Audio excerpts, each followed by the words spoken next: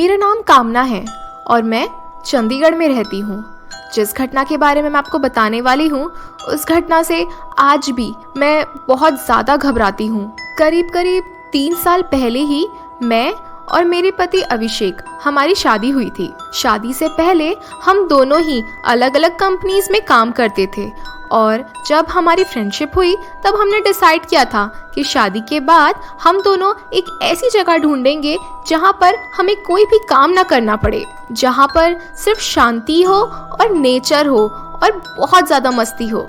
जब हमारी शादी हो गई उसके बाद भी हम 1-2 महीने तक शहर में ही रह रहे थे, पर हम दोनों का ही मन था कि शहर से दूर हमारा एक अच्छा सा घर हो। जैसे ही हमारे मन में ये ख्वाहिश वापस से आने लगी, हम दोनों इधर उधर के कॉन्ट्रैक्टर को फोन करने लगे और पता करने लगी कि कहाँ पर हमें अच्छे दाम में और बहुत अच्छी सी जगह पर एक बहुत अच्छा सा घर मिल सके। बहुत ज़्यादा कोशिश करने के बाद फाइनली हमें एक घर पसंद आया और वो नेचर के बहुत करीब था, जंगल के पास ही था और वहाँ पर हर समय अलग अलग पंछियों की आवाज़ आती थी। जब हम वो घर देखने के लिए गए थे तभी मैंने और अभिषेक ने वो चीज़ें एक्सपीरियंस की और हमें वो चीज़ें बहुत पसंद आई, तो हमने तुरंत ही 1-2 दिन के अंदर उस घर को खरीद लिया। उस घर को खरीदने में हमारी कम से कम आधी सेविंग्स जा चुकी थी। उस घर को खरीदने के करीब 1 हफ्ते बाद ही हमने वहाँ जाकर रहना शुरू कर दिया। जैसे ही हमने अपनी कार बाहर पार्क करके उस घर के अंदर कदम रखे तो पाया कि हमारी नौकरानी ने उस घर को ठीक से साफ नहीं किया था। अरे यार अभिषेक, देखो तो उस कमला ने इस घर को ठीक से साफ ही नहीं किया। अब मुझे ही करना पड़ेगा क्या सब सोने से पहले? अरे नहीं यार, तुम फिक्र मत करो, कल सुबह जब वो आएगी तो हम उसे साफ सफाई करा लेंगे।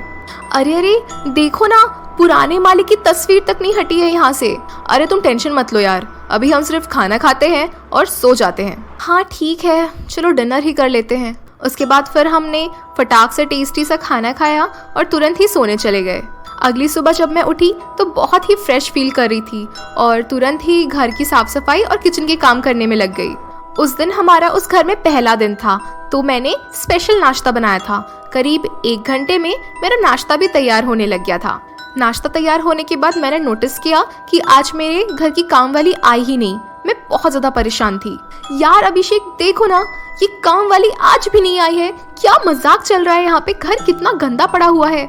अरे यार तुम फिक्र बहुत करती हो, लाओ पहले मुझे नाश्ता दो, फिर हम लोग दूसरी मंजिल जाकर देखेंगे क्या है वहाँ पर। हमने फिर साथ में नाश्ता किया और फिर हम दूसरी मंजिल चले गए वहाँ का हालचाल देखने। अरे बाप रे अभिषेक, सीढ़ी चढ़ते चढ़ते तो मेरी जैसे नानी ही मर गई हो। उफ यार। अरे आ जाओ, अब बस थोड़ा सा ही बचा है। अभी तक का हमारा सारा समय वहाँ पर बहुत खूबसूरती से बीत रहा था और बहुत अच्छी मेमोरीज बन रही थी, पर हमारी परेशानी तब से शुरू हुई जब से हमने उस दूसरी मंजिल के दरवाजे को खोल दिया। यार कामना, यहाँ के दरवाजे में तो ताला लगा हुआ है। अरे रुको ना, सुनो मेरी बात। मुझे कॉन्ट्रैक्टर ने बताया था कि इस दरवाजे का लॉक टूटा हुआ है, तो तुम खोल कर देखो, दरवाजा खुल जाएगा। अरे हाँ यार, तुम तो सही कह रही थी। जब हम दोनों दरवाजा खोलकर अंदर गए तो हमें बहुत अजीब सी फीलिंग आ रही थी। वो रूम भी बहुत ज़्यादा गंदा था और सबसे अजीब बात तो ये थी कि जिस आदमी की तस्वीर हमने नीचे हॉल में देखी थी वही आदमी की तस्वीर हमारे उस रूम में भी थी। उस तस्वीर को देखकर मुझे बहुत अजीब सा लग रहा था। अभी तक तो मैंने सिर्फ तस्वीर ही नोटिस की थी, लेकिन अभिषेक ने देखा कि उस रूम में एक पुरानी अलमारी भी रखी हुई थी। अरे कामना देखो तो यार, यहाँ पे एक अलमारी भी है, चलो इसे खोल कर देखते हैं। अरे यार तुम कैसी बातें कर रहे हो? पागल हो गए हो क्या? पता नहीं उसमें किसका सामान रखा होगा, हमारा सामान नहीं है वो। अरे माते, इस घर को खरीद लिया है तो इस घर का सारा सामान भी तो हमारा ही हुआ ना। हटो हटो, मैं खोल कर देखता हूँ। मेरे लाख मना करने पर भी अभिषेक मेरी बात नहीं सुन रहे थे और उन्होंने उस अलमारी को खोल दिया। हमने देखा तो वो अलमारी पूरी तरह से खाली थी, उस पर बस एक कोट टंग रहा था। अरे वाह यार, ये कोट तो बहुत अच्छा लग रहा है कामना, मैं ट्राई करके देखूं क्या? अरे कपड़ों की कमी है क्या तुम्हारे पास? पता नहीं किसका है, फोटो में देखो उसी आदमी का लग रहा है। कोई जरूरत नहीं तुमको इसे पहनने की, कल सुबह मैं इसे काम वाली को दे दूंगी, वो अपने हस्बैंड को दे देगी। चलो अब नीचे चलो, भूख लग रही है मुझे। अरे यार रुक जाओ, मुझे कॉल आ रहा है, मैं इसको अटेंड करके आता हूँ, उसके बाद मैं इस कोट को ट्राई करूंगा। नहीं अभिषेक, मैं क्या कह रही हूँ? उफ, मेरी बात सुनते ही नहीं है ये तो।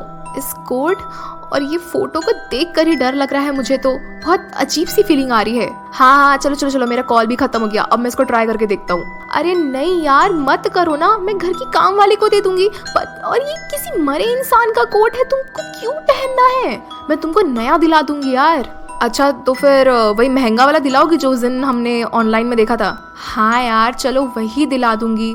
अब तो चले हम लोग नीचे यार, मैंने कब से डिनर बना के रखा है, ठंडा हो जाएगा। प्लीज चलो, मुझे भी भूख लगी, तुम भी खाना खा लो, फिर थोड़ा सा वॉक करके आएंगे, फिर सो जाएंगे। ठीक है यार, ठीक है, चलो। बहुत रोते हो यार तुम भी। अच्छा, मैं रोती हूँ? अगले दिन की सुबह तो फिर भी अच्छी थी। जैसे ही मैं सुबह उठकर नीचे गई, मैंने देखा कि मेरी मेड कमला पूरे घर को साफ कर रही है। मैंने फटाक से नाश्ते का काम शुरू कर दिया। 1 घंटे बाद मेरा नाश्ता बन गया था और फिर कुछ काम भी नहीं था, तो मैंने सोचा कि क्यों ना इसी समय मैं कमला को वो कोट दे दूं जो वो अपने पति को दे सके। अरे कमला, सुन मेरी बात, चल मेरे साथ ऊपर रूम में, मैं तुझे कपड़ा दूंगी, वो बहुत अच्छा है, तुम लोग उसको रख लो। हाँ जी मालकिन, दे दीजिए। ऐसा कहकर मैं और कमला हम दोनों ही किचन से निकलकर ऊपर की तरफ जाने लगे। इतने दिन से वो रूम बंद ही पड़ा रहता था, तो कभी भी आसानी से खुलता नहीं था। बहुत देर कोशिश की मैंने और फिर फाइनली वो दरवाजा मुझसे खुल गया। जैसे ही वो दरवाजा खुला और मैंने अंदर देखा तो मानो जैसे मेरे होश ही उड़ गए हो। उस रूम में एक पुरानी सी झूलने वाली चेयर थी जिसमें अभिषेक बैठे हुए थे और उन्होंने वही कोट पहना हुआ था और वो मुस्कुराते हुए उस आदमी की तस्वीर को देख रहे थे। अभिषेक, तुम इतनी सुबह कैसे उठ गए और यहाँ क्या कर रहे हो? और ये कोट क्यों पहना है तुमने? हेलो अभिषेक। मेरी इतनी आवाज देने पर भी अभिषेक ने मेरे एक क्वेश्चन का रिप्लाई नहीं किया, तो मैं चलकर उसके पास गई और मैंने उससे हाथ लगाकर पूछा कि हेलो, कहाँ ध्यान है तुम्हारा? हाँ हाँ, कौन? अरे मैं कब से तुम्हें आवाज दे रही हूँ, तुमने ये कोट क्यों पहना हुआ है? चलो उतारो इसे, मुझे इसे कमला को देना है। नहीं, ये कोट अब किसी को भी नहीं मिलेगा, ये सिर्फ मेरा है। अरे क्या बच्चों जैसी हरकतें हैं, ये किसी मरे इंसान का कोट है, तुमको क्यों चाहिए? हे भगवान, आप मुझे एक मरे इंसान का कोट दे रही थी? नहीं नहीं दैया, मुझे नहीं चाहिए। ऐसा कहकर कमला वहाँ से चले जाती है। अरे यार अभिषेक, क्या किया तुमने? चलो छोड़ो, इस कोट को उतार कर नीचे और नाश्ता कर लो। मैं रूम से बाहर जा ही रही थी कि मैंने तभी अभिषेक को अपने आप से बातें करते सुना। इस कोट को तो अब मैं किसी को भी नहीं दूंगा। मैंने उस बात को इग्नोर किया और फिर नीचे आ गई। पर उस दिन के बाद से अभिषेक की हरकतें बहुत ज्यादा ही बदलने लगी और मुझे बहुत डर भी लगने लगा था उसकी ये हरकतें देखकर। वो ऐसा बिल्कुल भी नहीं था। वो कभी भी रात में उठकर उस रूम में चले जाता और उस कोट को पहनकर वही कुर्सी पर बैठकर झूलने लगता। उस रूम में पंखा भी नहीं है पर वो वहाँ गर्मी में बैठा रहता। ये देखकर मुझे बहुत घबराहट सी होने लगी थी।